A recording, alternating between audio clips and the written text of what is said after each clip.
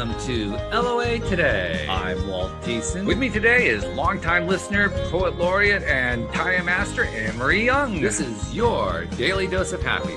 We are so happy you decided to join us today.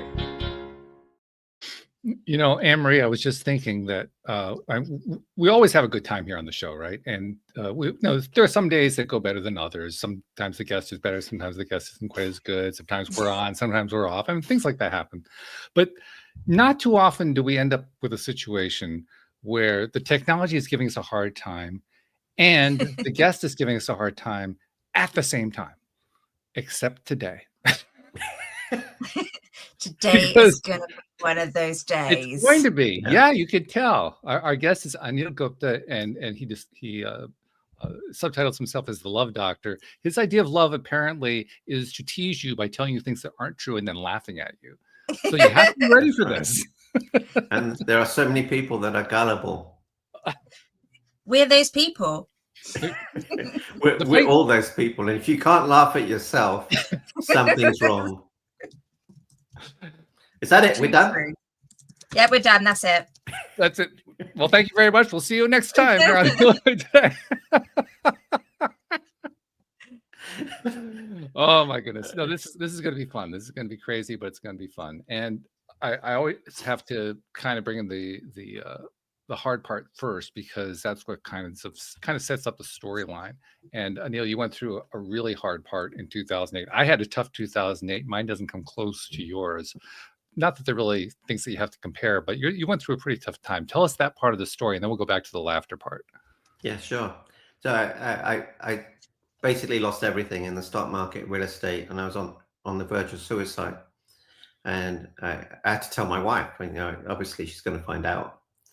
And I said, honey, something really bad has happened. She said, what's going on? I said, I've lost everything in the stock market. We're going to lose the house, the cars, the school funds, everything. And she looked up at me and Walt, she smiled. I thought, what's wrong with you? Didn't you hear what I said? She said, honey, I heard what you said. I thought it was something serious. I said, didn't you hear what I said? This is serious. So I wasn't smiling like this. And she said, honey, I thought you were dying. I thought you had cancer. I don't care about the money. I was shocked because I thought that's all she wanted was money and stuff. She said, honey, when did I ever ask you for money? See, in life, that's what we do. We think people want X and we give them X, but they really want Y. All we have to do is ask them, what would make you happy?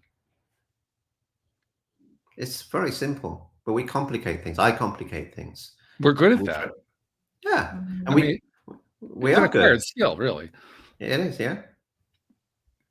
And by the way, I went through something similar. My business got wiped out in 2008. My ex-wife's business got wiped out at the same time. So the only difference between what you went through and I went through is yours happened quicker. Mine took longer to play out. That was about it. Oh, that's a lot more painful. Yeah. It took me about four to 5 years to figure out what the hell is going on here. Oh, wow. And Anne-Marie, you have nothing to share? Well, I'm trying to think back to 2008. I think 2008 was okay for me. Yeah, you were about 4 years old then, I think. Oh, I don't think I was, but I'll take that. These things are all comparative. They're comparative. Yeah, but you ended up, Anil, not only rebounding with the help of a tremendously supportive wife from 2008, but you took it to the next mile. You actually took it to happiness. Talk about that bridge. How did that happen? So, my friend said to me, Anil, why don't you do some events? You've helped me, you helped my wife. And I thought, I don't want to do an event. And he said, why? I said, well, I'm scared. He said, what are you scared of? And I said, well, what if no one turns up? He said, Anil, if no one turns up, no one will know. So I was so concerned what other people were thinking about me. So we started doing events. And then from there, I grew. And then I read a bestseller book. And then I thought, hang on a minute. What did I actually do? And then I developed this formula. And they're the 3 Gs. If you do these 3 Gs, your life will be fulfilled. See, people don't realize that we're not seeking happiness. Everyone thinks we're seeking happiness, but we're not. Happiness is external. What we're seeking is an internal feeling of fulfillment. Okay. Okay, so the first G is you have to give your time, your energy, your love, your commitment, your joy, your gift, your money. Give it away, not wanting anything in return. A lot of people are transactional. I'll give you this, but I want this. Mm-hmm. The second G is be grateful for what you have and don't focus on what you don't have. So you can see this. I fractured my left, it's a left distal radius fracture in multiple places. Lovely. August the 25th. And I was upset for 10 seconds. Then I was grateful. Do you know why? Because of your 3 Gs, I would imagine. Got you out the washing up? It's my left hand. You're right-handed. I'm right-handed. Okay. So it's what you focus on. It's a muscle. Yeah. Well, No, in your case, it was a wrist, but I take the point. Yeah. So if it was the right hand, I'd have been tremendously upset. But then I would have found, you know what? It's not that bad. I could still do this. I could still do that. But gratitude, if you look at your hands right now, when was the last time you thanked them? Oh, pretty much every day, actually. Yeah, every day. Okay. So, Anne-Marie, how many heartbeats have you had to date? To date, I have no idea. Give me a number. 20, 30? What, in my lifetime? Yeah. About 15. No, 3 million. How much? 3 million?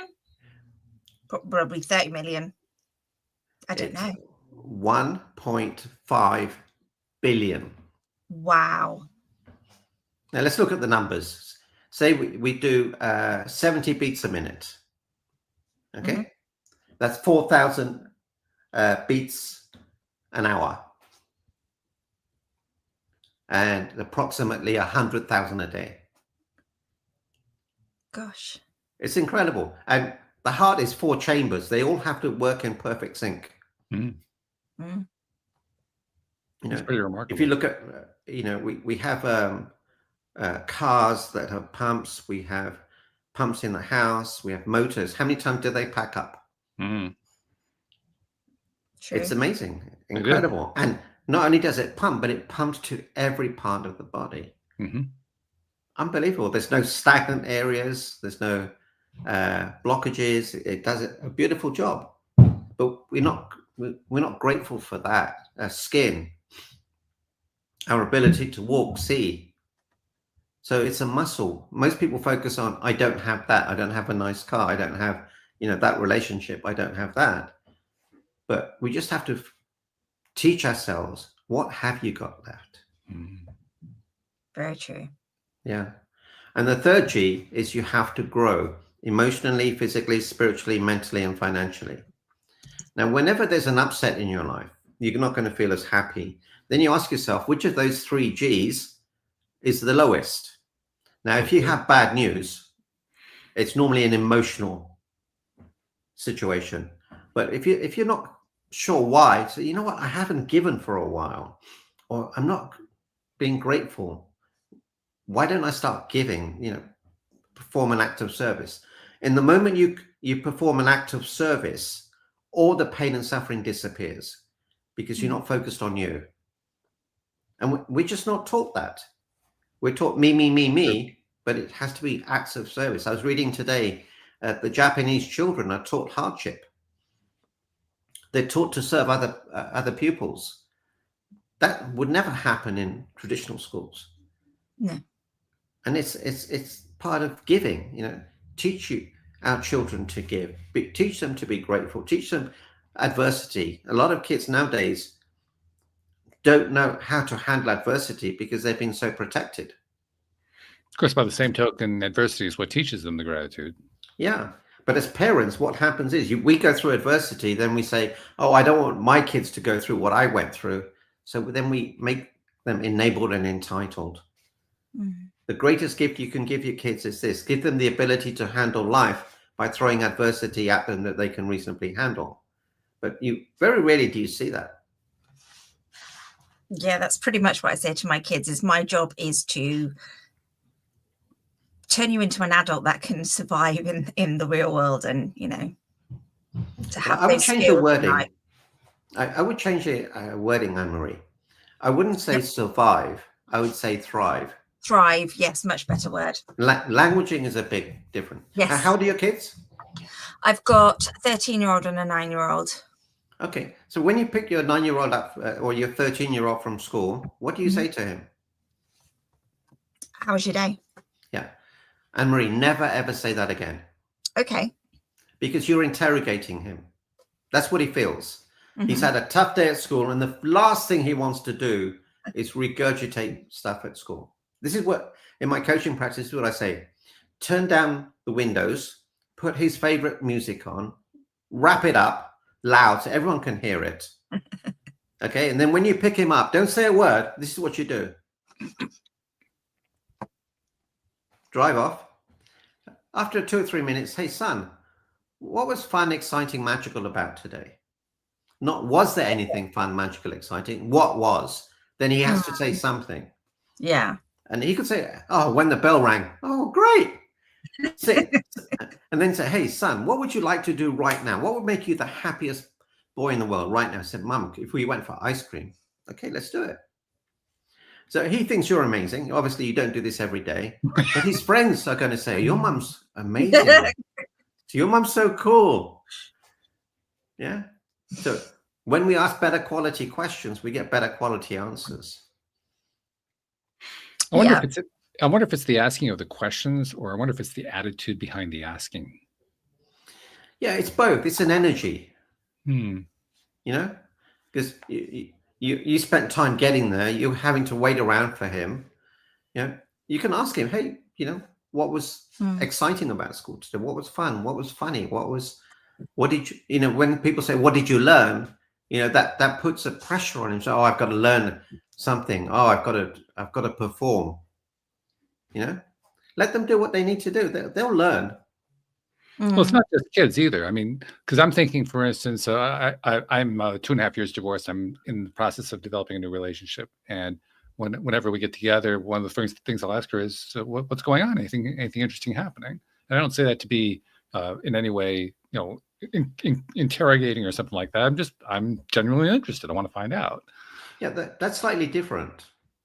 But what if you said to her, "What are you excited about today?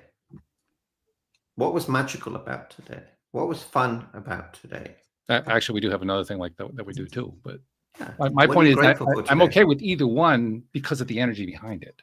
Yeah. Yeah, but you've got that awareness that it works for you and it works for her.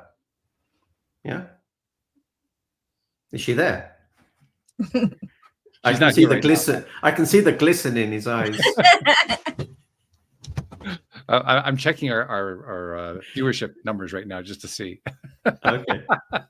She's not in this. 23 million. Like, that's not too bad. Not too bad. Not too bad.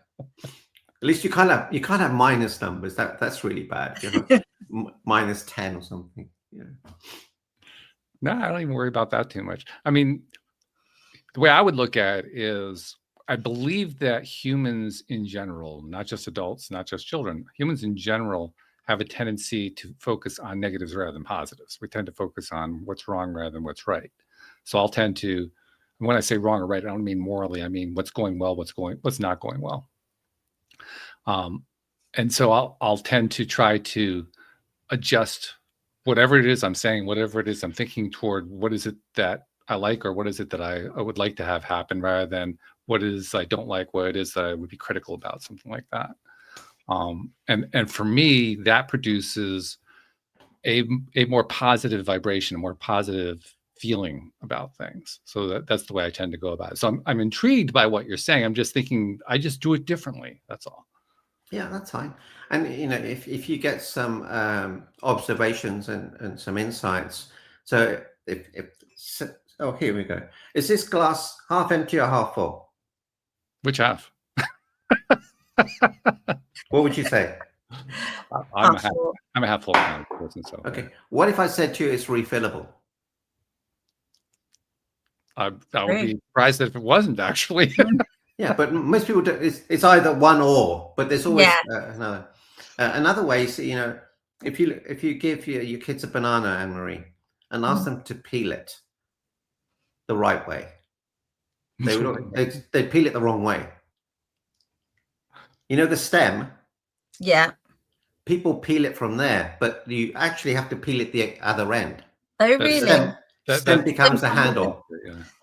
Good point. Because some of us just use a knife and we don't worry about it. But But you know, we if we think about it, say, you know, there's more than one way. There's always another way. And if you watch a gorilla, that's the way they do it. And it's actually easier to do it that way. Well, I'll be trying that in the morning. There you go. So it's about looking at things in different ways and observing and languaging. You know, be careful of the words that you use. I hear so many parents say, "Oh, be careful! Don't do that. You'll get hurt." Again and again and again.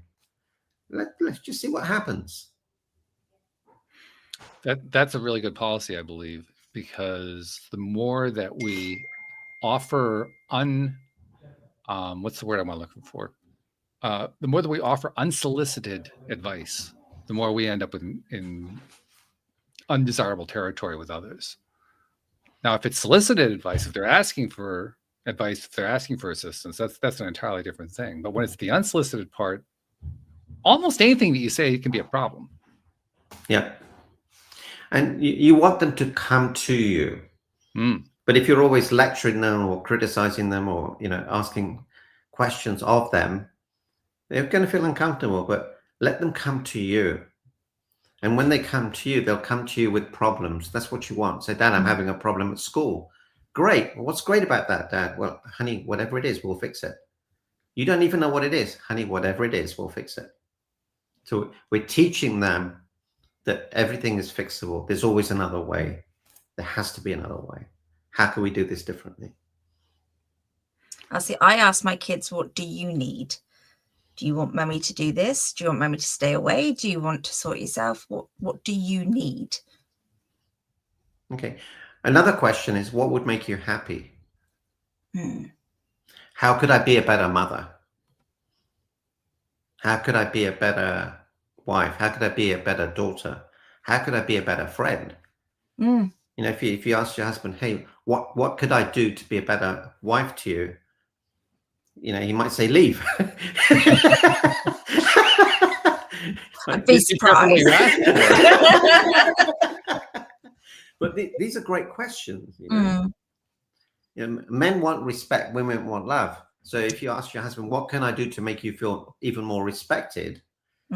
What else can I do? And you do those things, and he asks you, what can I do to make you feel more loved? And you say, hey, empty the trash, do this, you know, don't interrupt you. Let me finish. Please understand me. Keep me safe. Please, whatever you do, don't try and fix things for me unless I ask.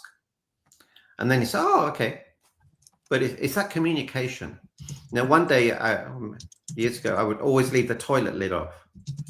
And my wife would complain. And I thought it was funny. You know, she's not going to tell me what to do. But one day she said this to me. Every time you leave the toilet lid up, I can't love you as much. I thought, oh, that's a bit strong. But I thought, you know, she's right. In that moment, she can't. Then I asked myself, what am I committed to? Am I committed to being, you know, fun or loving? Loving trumps fun.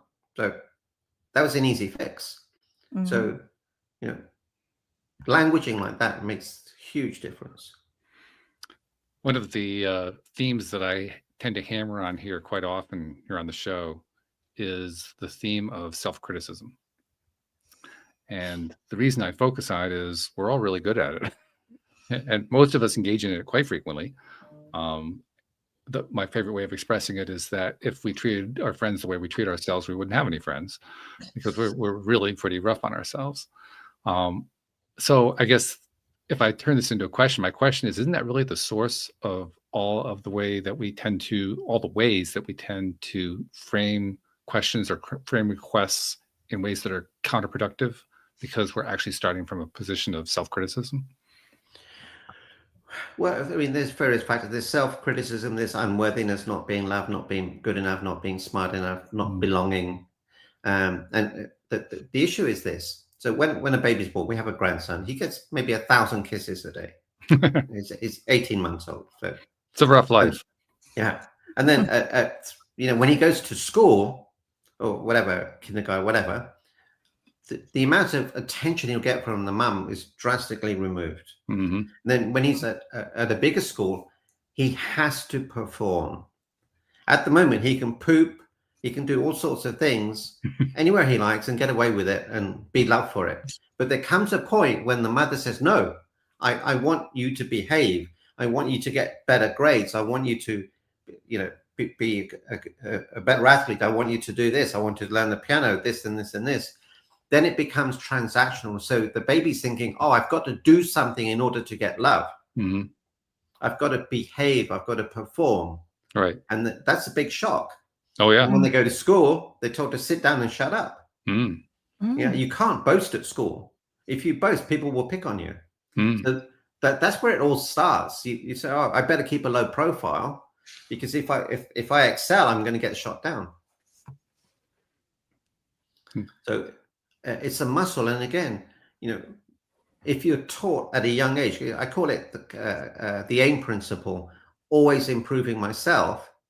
What you focus on is what you get. So most people, so imagine you come home late at night, Walt, you come into your house, you wouldn't remove the darkness, you would turn on the light, wouldn't you? Right.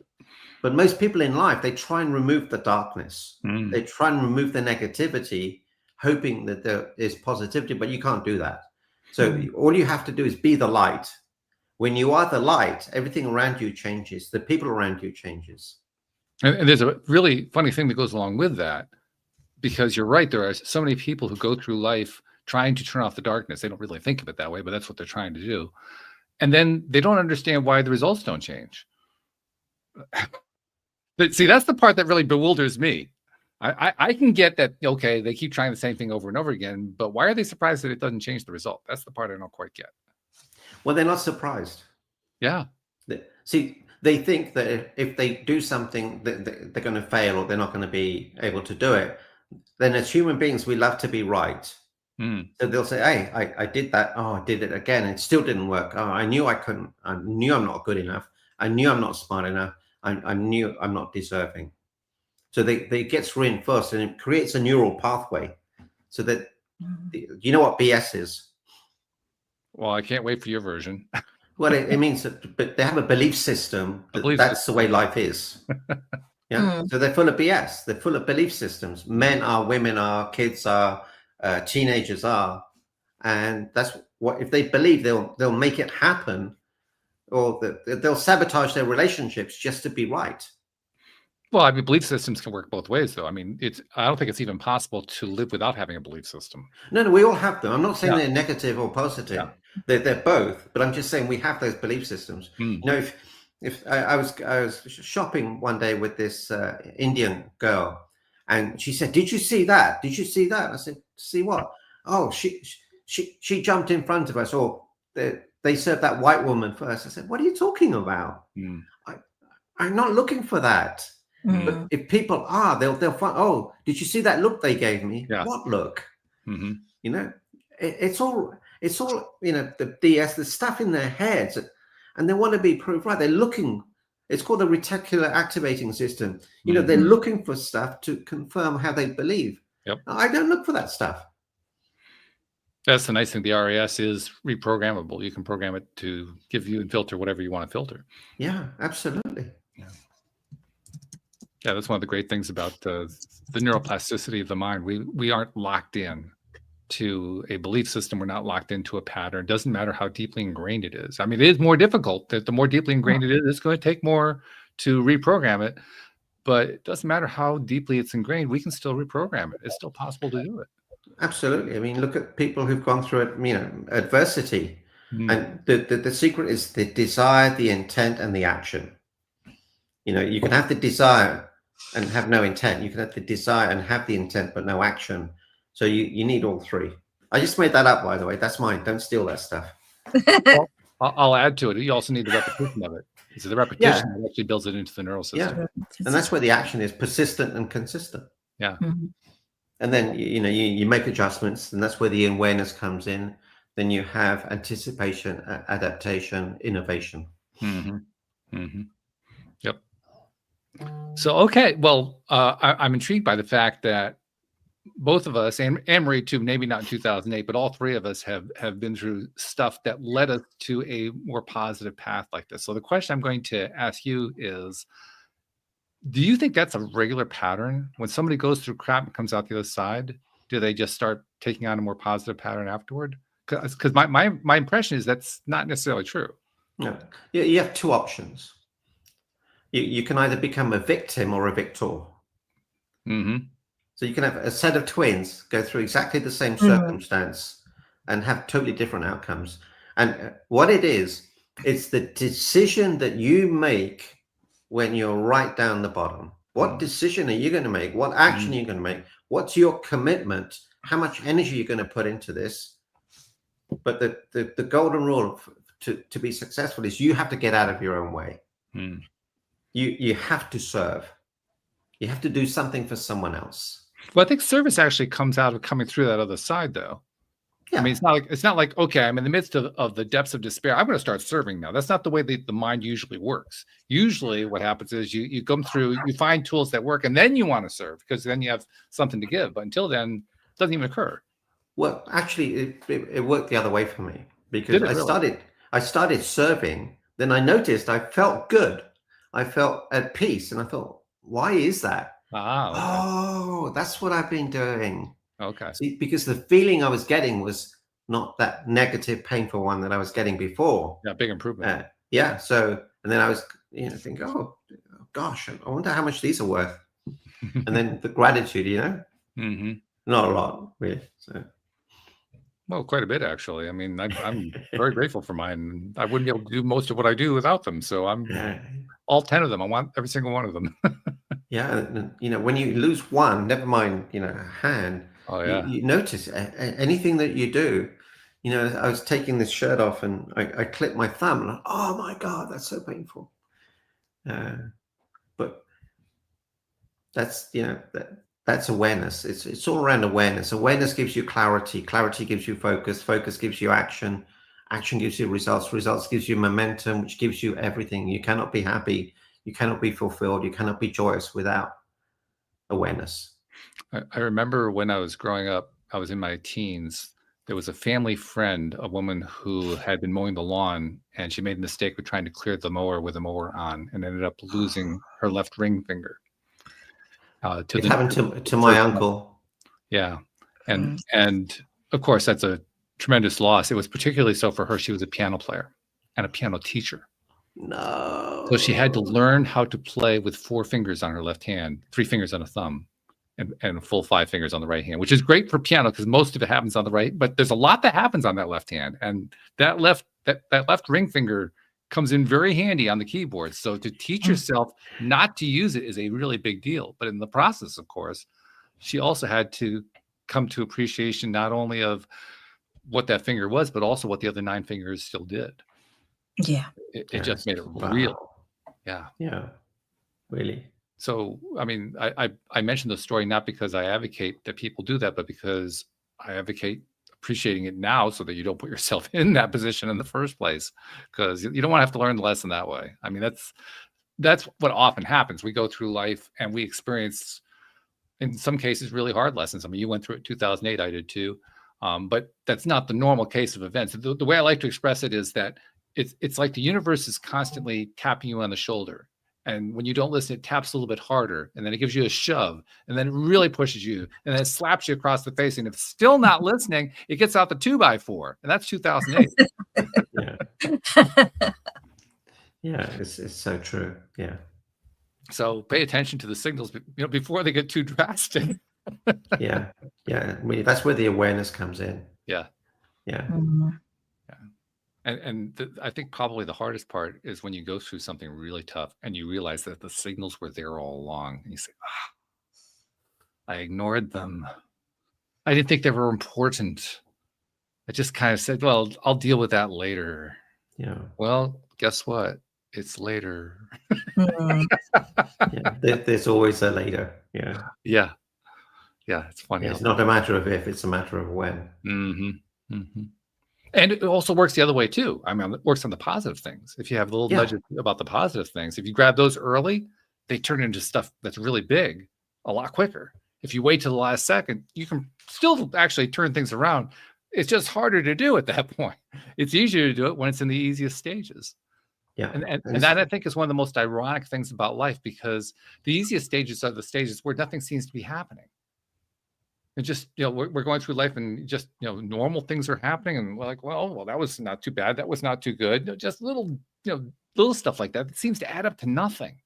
And it isn't until later that you realize that those little things added up a lot bigger than you thought they were adding up at the time. Yeah, the power of compounding. The power of compounding. That's right. So to me, that is the greatest reason to do the kinds of things you're talking about doing. Compound it starting now rather than later on, so you can get the positive compounding effect. And, we never know the impact we have on other people. That there are only two types of people on the planet. Ones that make you happy when you enter a room, ones that make you happy when you leave a room. That's it. Really, they either give you energy or suck energy. And which one are you, And then it's how you show up that matters. And people will always remember how you make them feel, always. And we never know what other people are going through. By you helping one person who's on the verge of suicide, he may help 100,000 other people. We just don't know. Although I have to admit, I got a different version of that one. The one that I was taught was that there are two kinds of people in the world: those who divide the world into two kinds of people, and those who do not. But it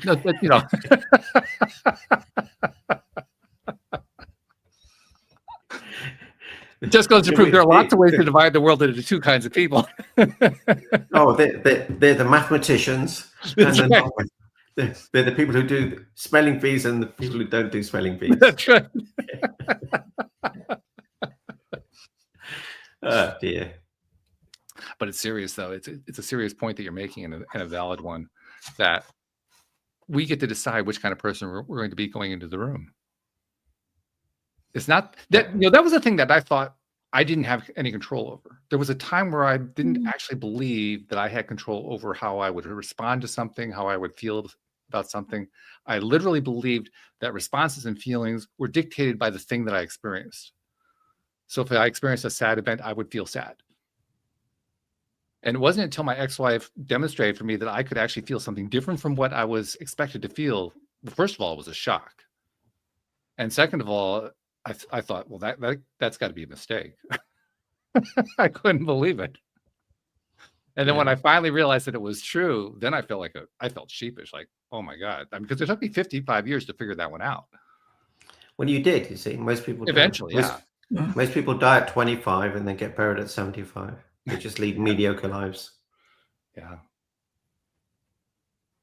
And yet, interestingly enough, so many of these people also go through the hard times. They just don't. Why? That's the part that I still don't quite get. I mean, I really do understand it. But why is it that so many people go through hard times and they don't really learn from them? I don't follow that too well. See, human beings love to be comfortable.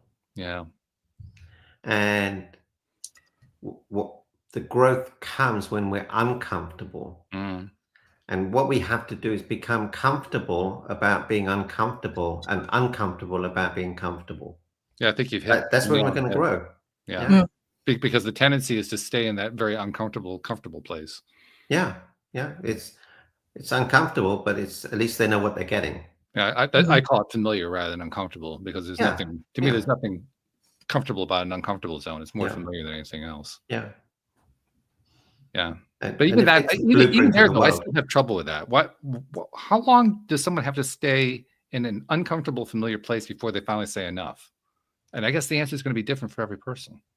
I would imagine that there's people that's their identity. That's and they maybe don't see it, or as you said, there's a fear going on about that change, or they like being unhappy potentially. Some people like to be the victim. It gives them the attention that they're thriving for. Yeah, and that way there's no failure.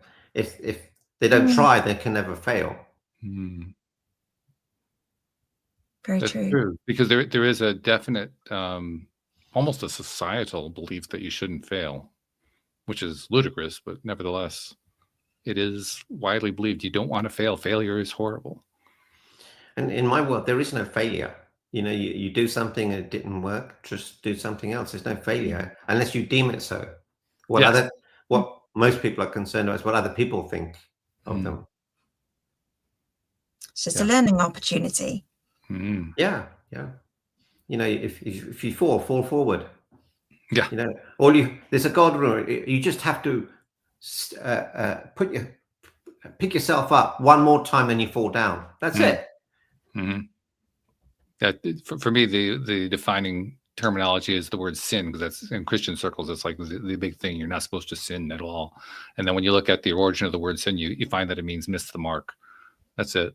There's nothing else really. It's just miss the mark. Now all of a sudden it doesn't seem all that bad. Like, oh, okay, I missed the mark. I'll just aim again. Yeah.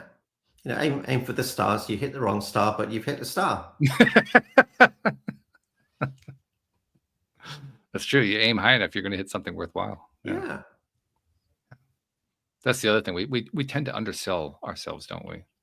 I know I have in the past.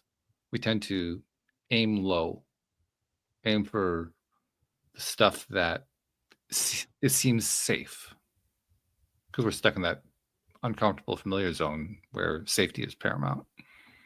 Well, the other factor is, have you heard of the crab syndrome? You put 5 buckets in a crab and one tries to leave, the other 4 will pull it down. So then there's the fear, if you're in a community and you start doing really well, you're thinking, hang on a minute, they're not going to love me anymore. They're not going to like me anymore. They're not going to hang out. I can't hang out with them anymore. They can't. So there's that fear of loss as well. So there's so many factors that are cumulative around that. And that's where that love for yourself comes in, doesn't it? Because you know, having that, you'll feel more confident in just breaking free rather than being held back. And that's the greatest thing you can give your 9-year-old and 13-year-old is to love themselves. I've got a great exercise. Can I share it with you? Sure. Oh yes, please. Yeah. So imagine I have a $100 note. One day I will. It's worth $100. Yeah. And if you say to the note, you're not worthy, you're not good enough, you're not smart enough, you're a failure, blah blah blah. How much is it worth? $100. $100. It doesn't change its value. So then I would say to your 9-year-old and 13-year-old, hey kids, you are the same as this $100 note, 50 pound note. Your value never changes. Now, so let's role play. You be the 13-year-old and I'll be you. Okay. So what's her name? Sarah.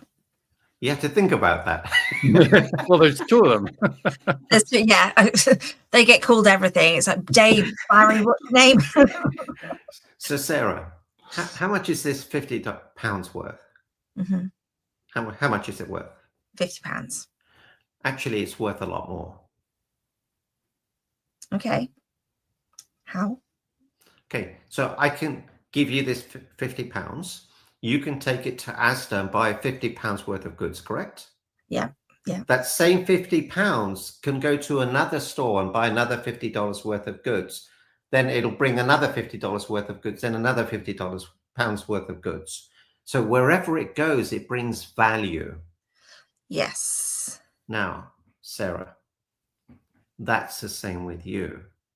Wherever you go, you bring value. Yes. Even before you were born, you brought so much value.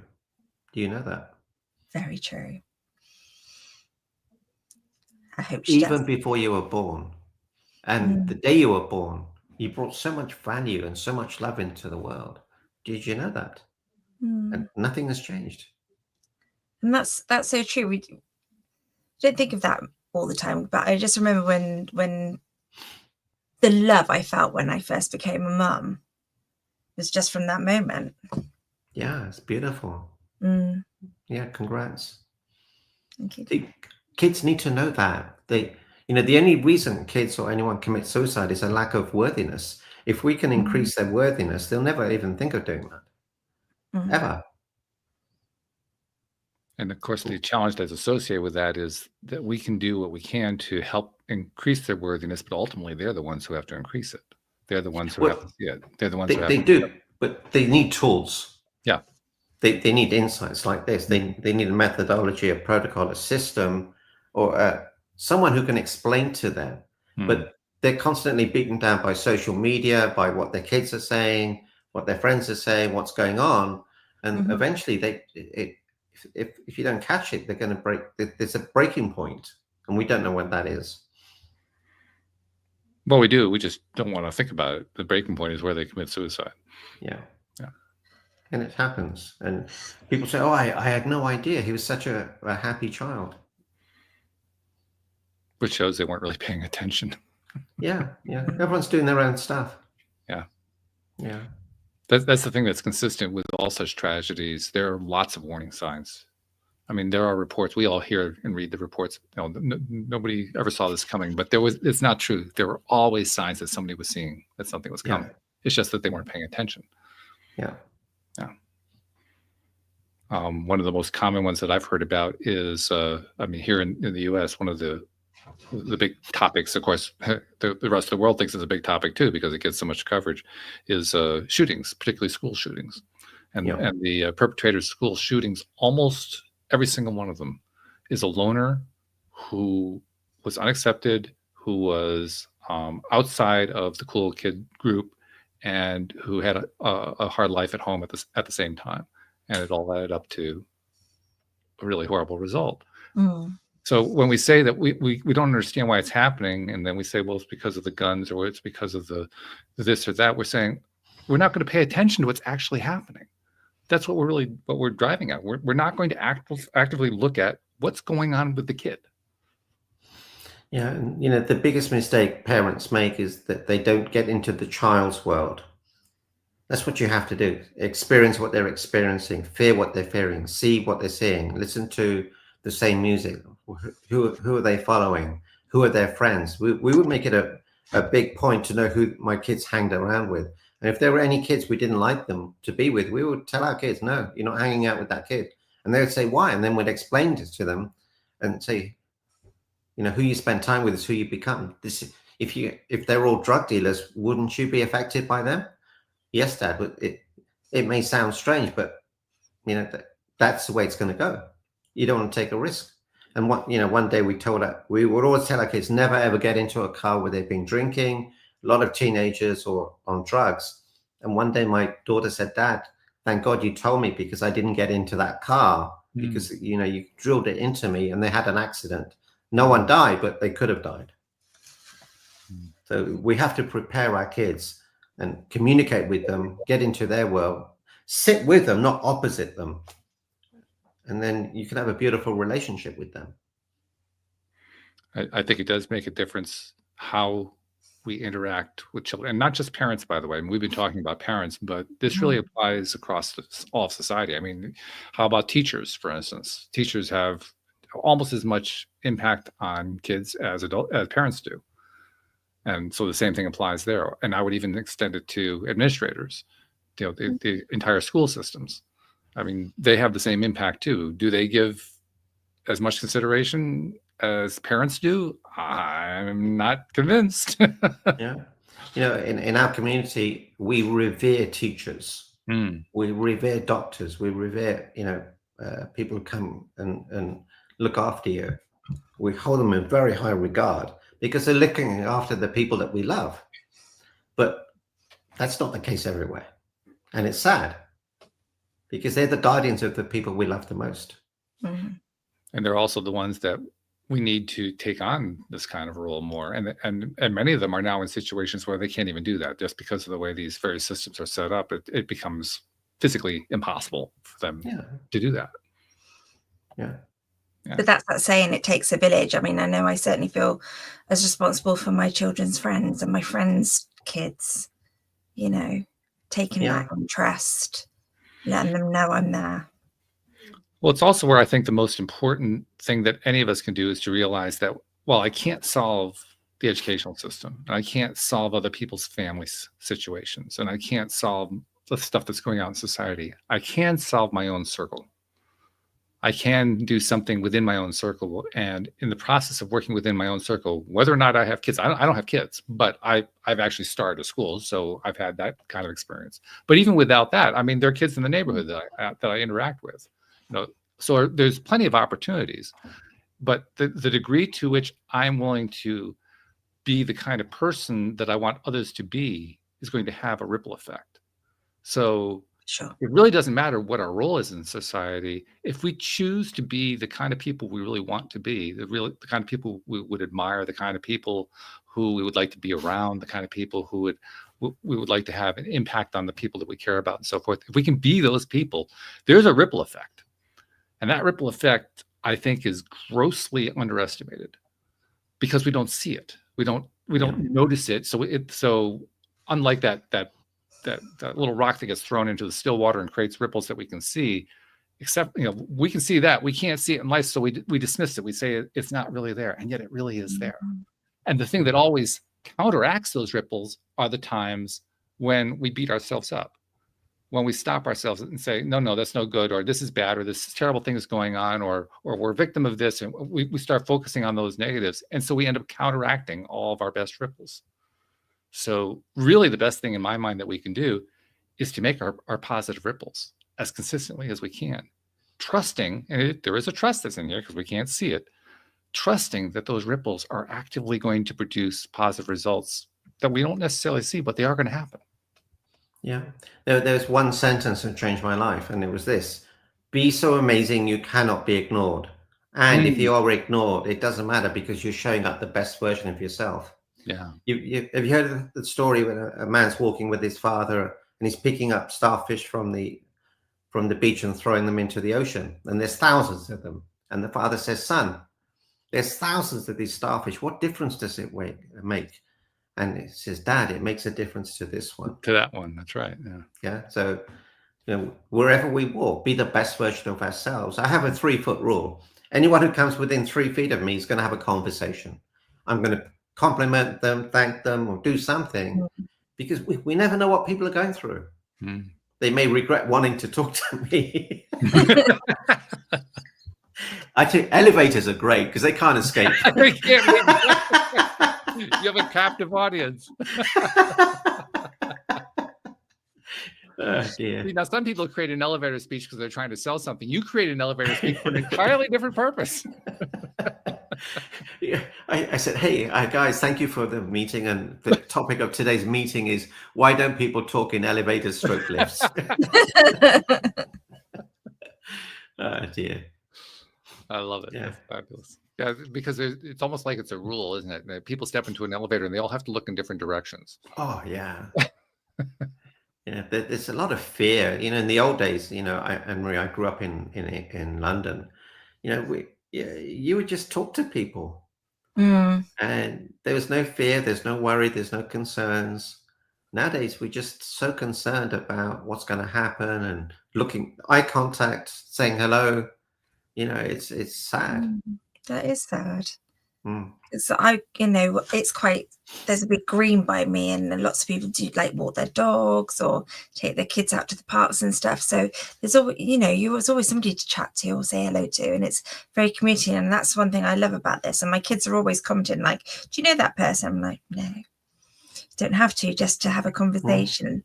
I've sat with strangers in coffee shops, just talk to people, walk past people going, "Love your lipstick," whatever it may be. You can always have that little impact. Yeah. And kindness.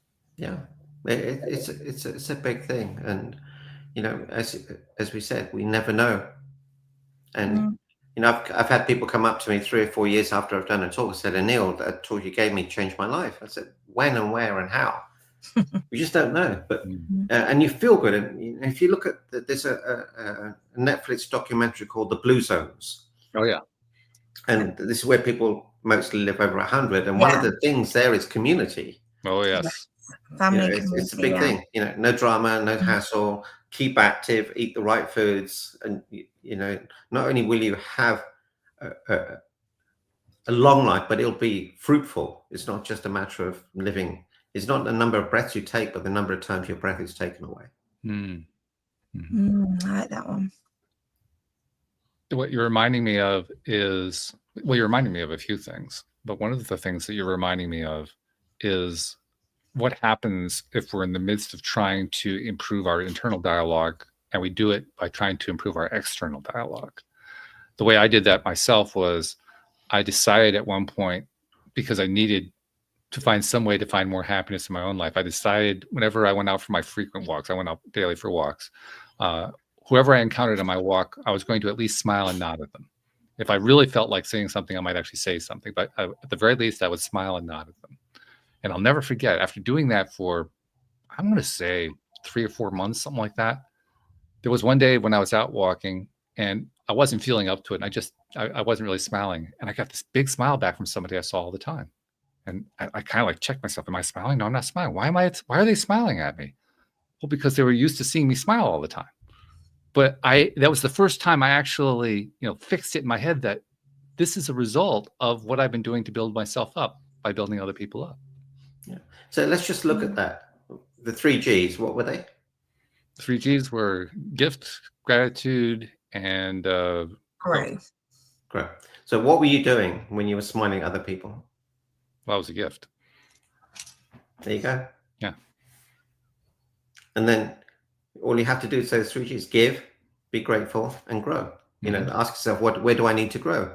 I need to grow mentally. I haven't read a book in 20 years. Let me read a book, or let me learn a language, or let me, go to the gym. Let me grow emotionally, physically, spiritually, mentally. Oh, I could, grow financially. How could I earn more money? How could I, show up differently? How could I be a better person? So it's constant, never-ending growth. As I said, AIM principle, always improving myself. How can I improve myself? Yep, absolutely. I think we're definitely on the right page here and the same page. Yeah. Despite the fact that you started by telling us that I bet you were worried about this call.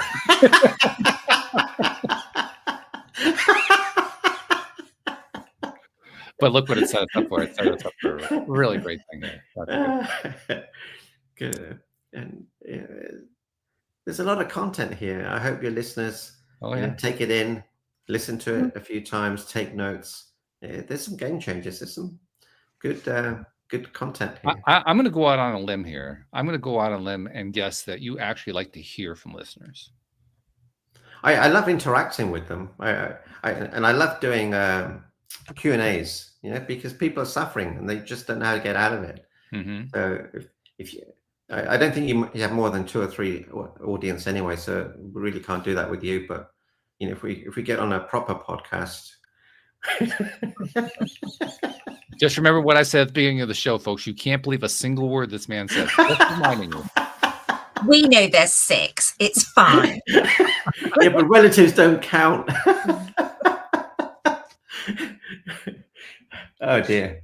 Yeah, no, I love interaction. People just don't laugh. They don't laugh at themselves, and that's all we've been doing is laughing at ourselves. What's the best way for somebody to reach out and find you? My best way is my website, meetanil.com. Okay. And you'll find a lot of free resources there. You'll get access to my books and videos, the happiness formula, and just take a few minutes and learn some stuff, work on yourself, and your life will change. And I have a strong yet sneaking suspicion that those little tools you got, they're going to be pretty powerful, just from the conversation we've had here. Because you engage in the tools that are the powerful ones. Yeah. And it's practical. We need practical stuff. Yep, we definitely do. We have a couple things that we'd like to do at the end of every episode. You just did one of them actually by sharing how people can contact you. Another one is I like to go to Anne-Marie and get her take on how she ties the whole thing together. Because Anne-Marie was not only she's not only a co-host, but she's formerly a listener. So she kind of bridges the gap between listeners and co-hosts for me. So Anne-Marie, how are you tying this one together today? So how would I tie this today? I think the 3 Gs for me are really good pillars to go by, because sometimes you can be stuck in a situation or not feeling good or don't know where to start on self-development. So just having those 3 simple: give, gratitude, and grow, just having those 3 pillars just to start And okay, today, even if you just set your challenge, I'm going to give today, I'm going to be grateful on one thing today, and what can I grow at today, and just start. So it's a really good framework. So for me, that was really useful. That's beautiful. Yeah. And quite apropos, because that's the focus on what you bring to the table, right, Anil? Your 3 Gs. That's like the cornerstone right there. Yeah, really. And, have a belief in yourself. Yeah. Perform acts of kindness. Ask better quality questions, and know that you are valued. Well, speaking of which, there's one final thing I like to do with each one of these program endings, and we actually talked about this earlier when we talked about the ripple effect. Oh, I love gifts. Yeah. Thank you so much. A Tesla. Oh my God, a Tesla. Wow. Well, this was actually about as valuable as that, I think. What I noticed now that, because we can have this conversation now. I mean, you both are in the UK. I'm in the US. We're having this conversation like it's nothing. This is so easy. 30 years ago, this was impossible. So that's the era we're in. We can do stuff technologically that we couldn't do before, even when we started off the program with the technology failing half the time. But nevertheless, most of the time, it actually works, which is a good thing. In the process, I mean, I know we do this podcast very frequently. I'm sure you do other podcasts. You probably have many other ways that you're putting your word out about what you're doing, and you're reaching people who, in many cases, you never meet them. You don't know what they're doing with it. They're taking your stuff and they're applying it. Who knows? And I noticed we don't get a lot of credit for that, and I think that's actually something we should do something about. So, Anil, on behalf of those people you've never met, never seen, never will meet, never will see, who you've been helping in ways you didn't even know about just by sharing your message, on their behalf, thank you for what you're doing, because you're making a difference in this world. No, thank you. I'd still prefer the Tesla, but that's okay. Well, one will lead to the other. That's how you get there. No, thank you. Thank you very much. Thank you for sharing with us, and keep doing what you're doing. Very important stuff. Thanks. And thank you to our podcast listeners everywhere. We'll see you all next time here on LOA Today. Goodbye, everybody. Take care. Bye.